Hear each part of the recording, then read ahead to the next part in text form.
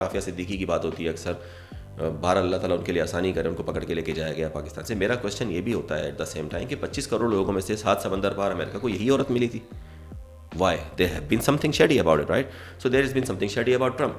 اچانک سے اس کی چیزیں ریلیز ہوتی ہیں, اس کے کلپس ریلیز ہوتے ہیں. اب کل انہوں نے ایک نئی بات بتائی کہ ہم تمہارا باقاعدہ طور پہ پورن کلپ ریلیز کر دیں گے, ٹھیک ہے.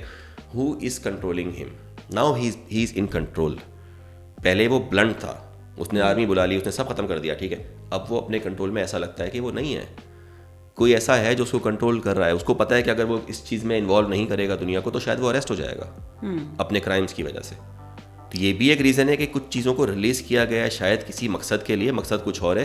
یہ بچیاں اور یہ سب کچھ یہ دنیا میں آج نہیں ہو رہا, یہ بہت عرصے سے ہوتا آ رہا ہے. اور ہمارے ایلیٹ جن میں مذہبی لوگ بھی شامل ہیں وہ ان بغیرتیوں میں انوالو ہیں.